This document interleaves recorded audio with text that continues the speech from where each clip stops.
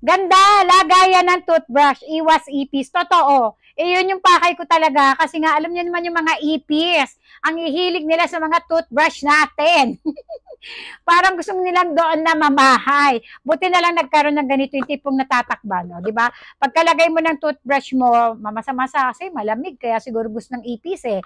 Ayan, isarado mo siya, 'di ba? San ka pa? At meron pa siyang libreng pandikit. So dito ito yung ikakabit mo sa tile. So kung saan surface mo gusto ilagay, make sure nyo lang na malinis, wala likabok at tuyo para matibay na matibay. At ako ay naka-magnetic eyelashes.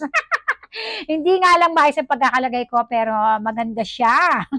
Ayan, sa may gusto, Mima, hindi lang pala toothpaste, pwedeng kutsara, tinidor, at mga brushes, pwede nyo ring ilagay dyan. O, saan ka pa? Diba? Ang daming gamit nito. Actually, meron akong paggagamitan nito dito sa bahay namin. Kaya lang may nag-comment sa akin na pwedeng lagyan ng brushes. Ayan, nagkaroon ako ng idea. Kaya sa mga may hilig, sa mga brushes sa face, para hindi rin dapuan ng mga insekto sa bahay, Mima, bumili ka. 100 plus lang to. Huwag ka manghinahayaan kasi nga magiging hygienic at maingat na maingat ang iyong mga gamit.